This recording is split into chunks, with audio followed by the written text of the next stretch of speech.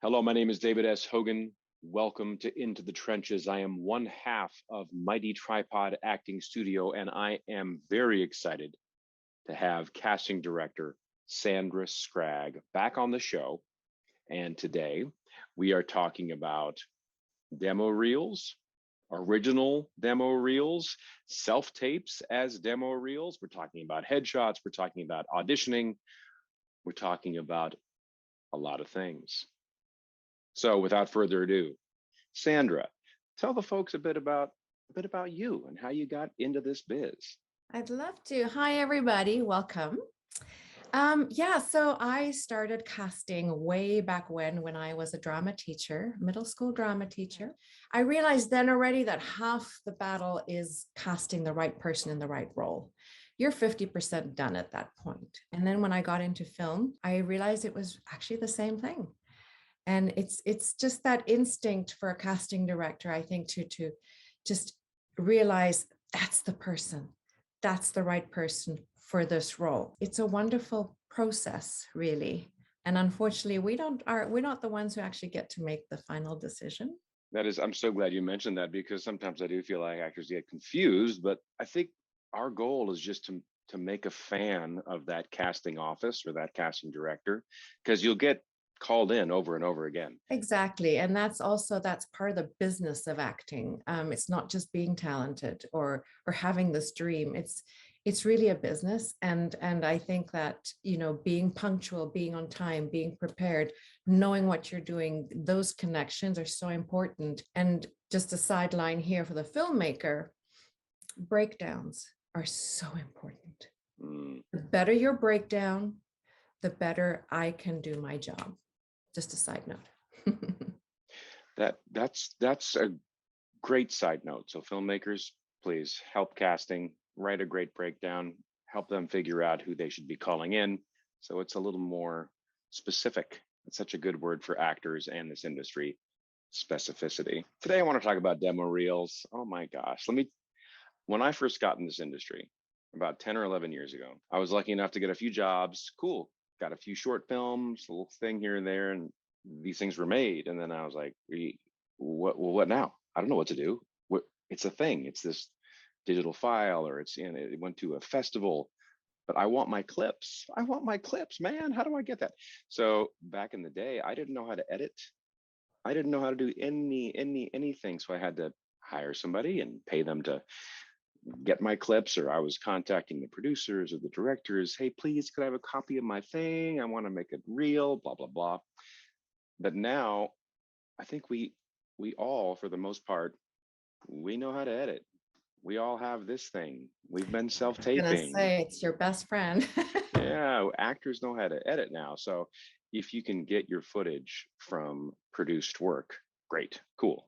Hopefully it's good. Hopefully it sounds good, looks good, and showcases you in a very flattering light.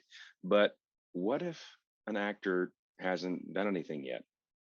They don't have anything besides headshots and maybe a resume with a lot of white spaces because they're brand new. But they have this video making device, or they've heard about, oh, I can just put up a self-tape as my demo reel, because everything now that I see, whether you're a student filmmaker, a new filmmaker posting a call on Backstage or whatever, almost everything says, send us your headshot, your resume, and a link to your reel. What do actors do?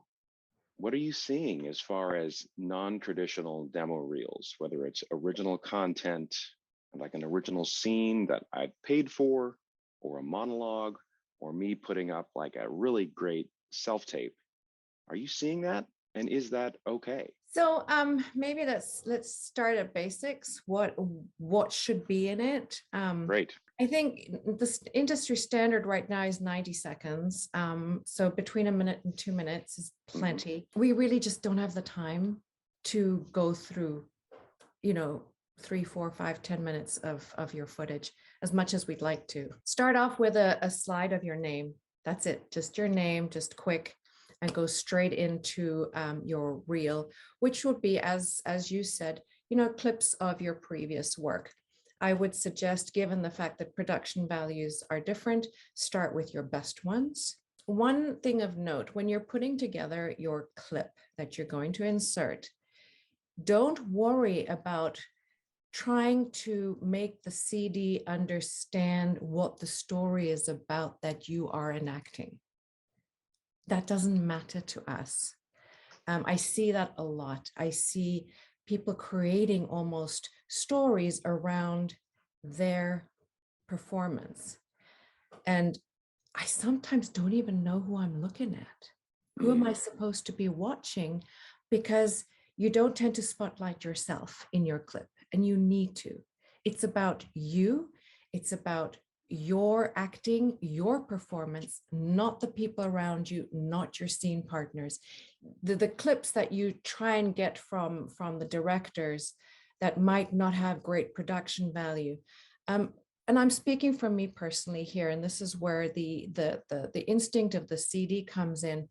It's okay. As long as I can see you and I can hear you, I don't care about the rest. I'm watching you. How do you react? What is your listening like? What is your interpretation of your character? Are you believable? That's what I'm looking at.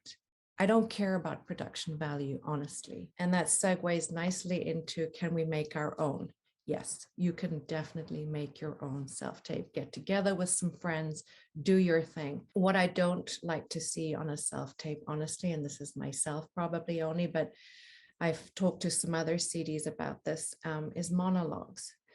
Monologues don't help at all. It does not show me your silent moments.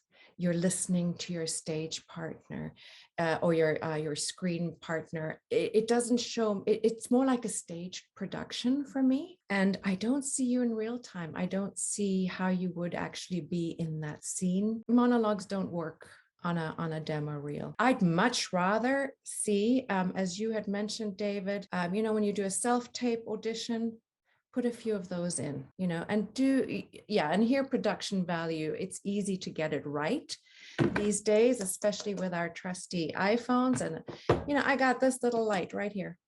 Yeah. And a nice little backdrop. It's easy to do. It's not expensive, and it's a great investment. And if you want to put together a few of those on your reel when you don't have footage yet, do it. It's important. And the other thing I want to mention is what I'm looking for is your range. So show me your different characters. That's super important. I was just telling David, I'm casting the Bigfoot screenplay competition read at SIF. There's this great breakdown, great character. I look at all these ladies that have been submitted for the role. I love the look of this particular one. I don't know her. So I'm like, okay, resume, good credit. Okay, yeah. But I still don't know her. And so I see she's got a demo reel. Boom, in I go. Do I see the character in the breakdown on screen in her demo reel? And second scene, there she is. I'm like, yes. And she booked it. Side note to filmmakers, if you are promising credit, and demo reel footage, please don't have the actors have to beg you for it and nag you for it. I'm screen sharing. I'm hoping that Zoom is recording the screen that I'm sharing. If not, this won't make a lot of sense. But this is my casting network. So right at the top of my page, you get the headshot that I've decided to use as my primary photo with a few stats, a few clips, like this little play button that will play a video right away. So will that will play audio. And then it shows headshots. Then it shows all this other video. But down here, this is my resume. So on these little credits, if there's that little tiny play button there, that just means that I have included a clip from this particular film for right there. And on Actors Access, it's almost, you can also do this thing of uploading clips, but I always see, you could title them like David Hogan as, smarmy politician. So if you're casting for a politician or a political, someone who's in government and their character is smarmy or bad or whatever, just the way that I titled that clip, it immediately. Pre-COVID, we were in the audition room and we could give notes. We could, give context and all that wonderful stuff that we don't have anymore. So we are now with self-tapes or Zoom auditions. And what I'm seeing a lot is how actors are forgetting to create that space that invites the CD to be in that space with them. Mm. Do you see what I'm saying? So, for Mm-hmm. example, when we talk, I'm using my hands. You remember your hands are extras. You can use them. We don't talk like this and just sit like this in a screen. And yeah, and yes, I know it was so sad. And oh my gosh, we mess with our hair. We talk about the kids in the playground. We indicate the kids in the playground. Don't be scared to walk into frame at the top of a scene when it's appropriate, or to, as a button, leave the scene, leave the frame. Don't be worried about using your space more. Don't be worried about this frame that we say you need to film it in. Move around, like, for example, I'm going to come in, right? And I'm going to address the restaurant. And I look around and I see there's all these people and I talk to them. And then I'm going to lean in and talk to the person that I want to talk to. I love how you mentioned this idea of the three-dimensional aspect of the experience of the tape, or the Zoom audition. Here's another thing with sides. Mm-hmm. We often add a lot of information when we send out sides. I will sometimes add whole descriptions of the scene, not just the dialogue, because I want you to visualize yourself in that space, which you should be doing anyway. If it's not there, make it up. But it's also, if something specific, let's say they want you to, you're talking about a specific book. Mm-hmm. And let's say it's somewhere over here, actually go look at it. Or when you enter a room, look around the room, take in what you're seeing. Mm-hmm. Make me feel like I'm in the room with you, like I'm seeing what you're seeing. If there's a body that you're talking about, refer to it. Oh, yes.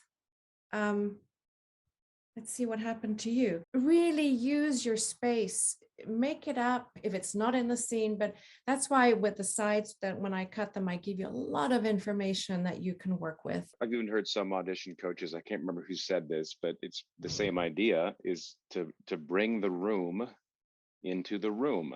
So you bring the whatever room that the character's in, bring that room into because even our rooms right now, like your room is far more interesting than a self-taping space, because a self-tape space is a complete blank canvas. There's nothing there. So the actor really has to create this environment, bringing props in. If the character is on a phone, use a phone. If the character is referring to a book, hold a book. I hate miming. I'm not a mime. I'm an actor. Because like you said, and I love this because I've been thinking about it so much, the people just want to see good acting. Yeah, they just want to see, oh my God. And we know it immediately. Don't you know it in like 5 or 10 seconds? Absolutely. It's instant. It's like, it's instantaneous. Mm-hmm. It's like, yes, that's it. That's what I'm looking for. And we wanted to talk a little bit about show reels real quick. Yeah. I've seen this as well, where people pay people to actually write scenes for them, and they will film it for the actors professionally. And I feel like, yes, that is nice to have in your demo reel, especially if you don't have a lot of footage. But the back draw to that is that it's super expensive to do. If you've got money, fine, I would probably do that. But the thing is, you'll end up with one scene for a lot of money, and that's not enough to show the characters the range that the CD's looking for, honestly speaking. Mm-hmm.